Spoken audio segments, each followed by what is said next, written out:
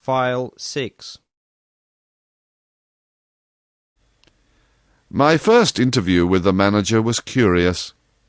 He did not ask me to sit down after my 20-mile walk that morning.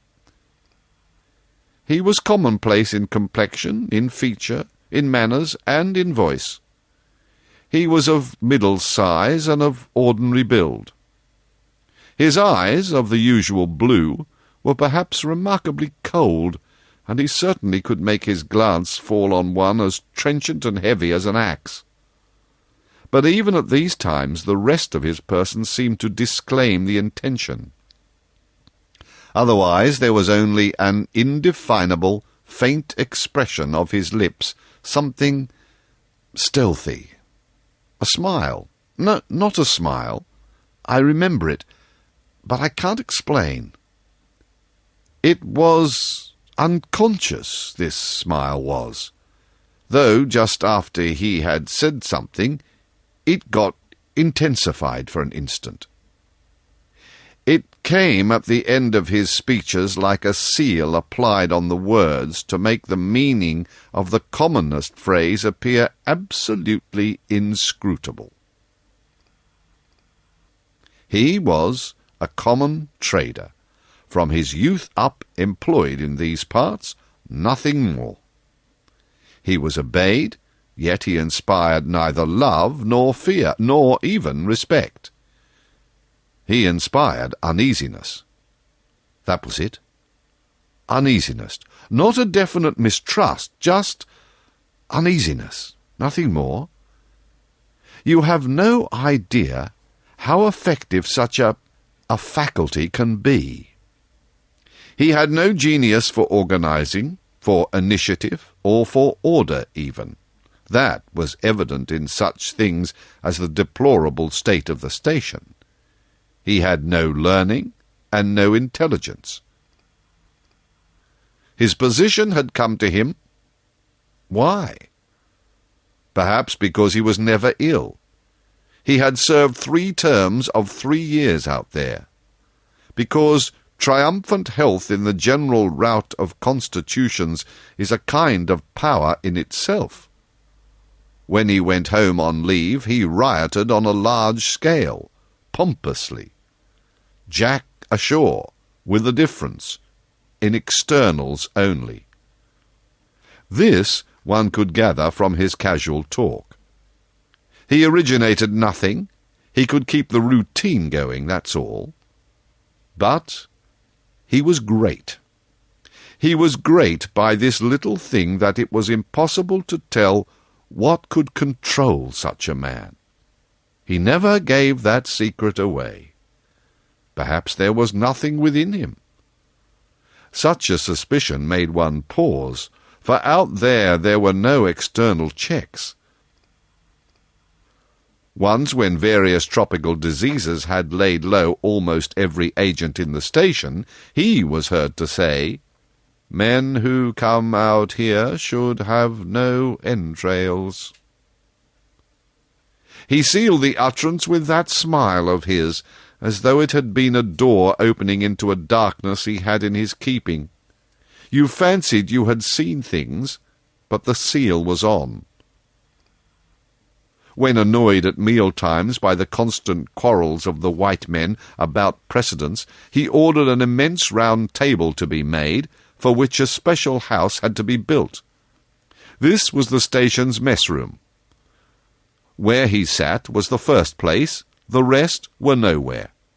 One felt this to be his unalterable conviction. He was neither civil nor uncivil. He was quiet. He allowed his boy, an overfed young negro from the coast, to treat the white men under his very eyes with provoking insolence. He began to speak as soon as he saw me. I had been very long on the road. He could not wait. Had to start without me. The upriver stations had to be relieved. There had been so many delays already that he did not know who was dead and who was alive, and how they got on, and so on, and so on. He paid no attention to my explanations, and playing with a stick of sealing wax, repeated several times that the situation was very grave, very grave. There were rumours that a very important station was in jeopardy, and its chief, Mr. Kurtz, was ill. Hoped it was not true. Mr. Kurtz was. I felt weary and irritable. Hang Kurtz, I thought. I interrupted him by saying I had heard of Mr. Kurtz on the coast. Ah, so they talk of him down there, he murmured to himself.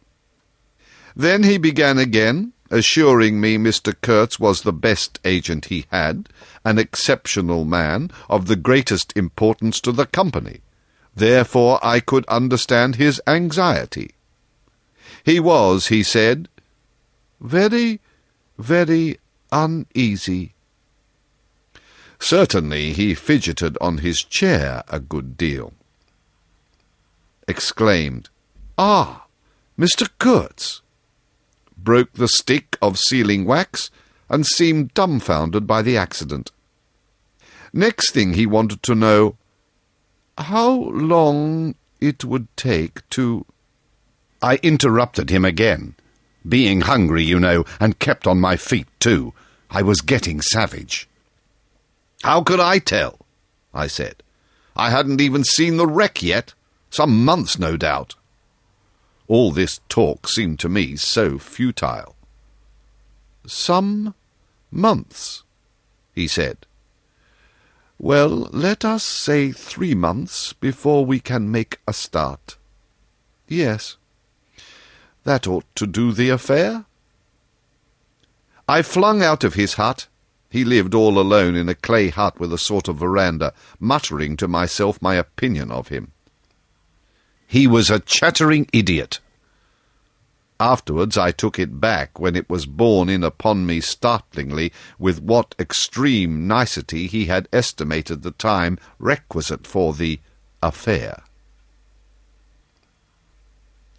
I went to work the next day, turning, so to speak, my back on that station. In that way only, it seemed to me, I could keep my hold on the redeeming facts of life. Still, one must look about sometimes, and then I saw this station, these men strolling aimlessly about in the sunshine of the yard. I asked myself sometimes what it all meant. They wandered here and there, with their absurd long staves in their hands, like a lot of faithless pilgrims bewitched inside a rotting fence.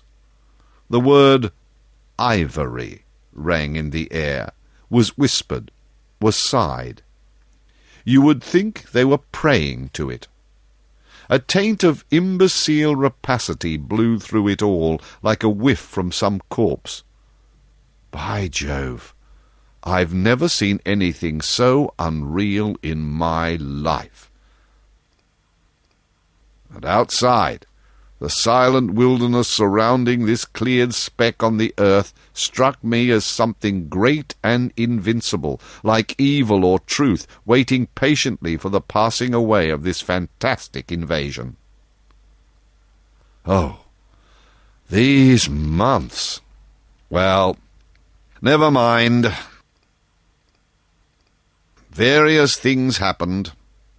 One evening, a grass shed full of calico, cotton prints, beads, and I don't know what else, burst into a blaze so suddenly that you would have thought the earth had opened to let an avenging fire consume all that trash. I was smoking my pipe quietly by my dismantled steamer, and saw them all cutting capers in the light, with their arms lifted high, when the stout man with moustaches came tearing down to the river, a tin pail in his hand, assured me that everybody was behaving splendidly, splendidly, dipped about a quarter of water, and tore back again. I noticed there was a hole in the bottom of his pail. I strolled up. There was no hurry. You see, the thing had gone off like a box of matches. It had been hopeless from the very first.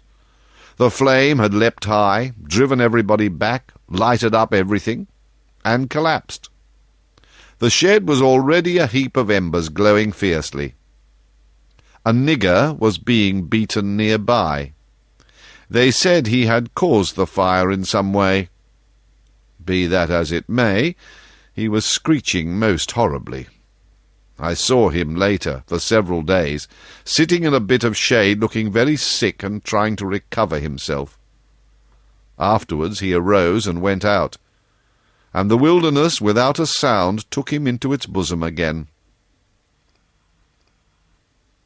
As I approached the glow from the dark, I found myself at the back of two men talking. I heard the name of Kurtz pronounced, then the words, "Take advantage of this unfortunate accident." One of the men was the manager. I wished him a good evening. "Did you ever see anything like it, eh? It is incredible," he said, and walked off.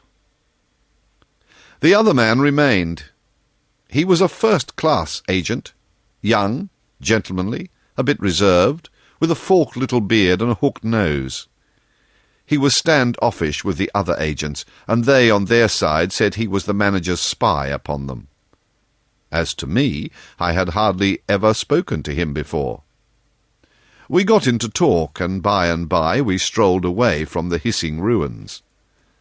Then he asked me to his room, which was in the main building of the station.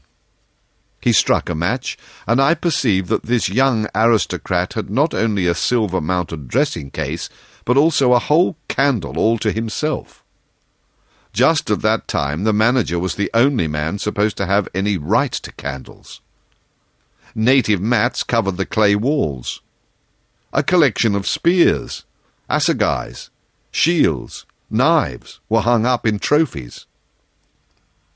The business entrusted to this fellow was the making of bricks, so I had been informed, but there wasn't a fragment of a brick anywhere in the station, and he had been there for more than a year, waiting.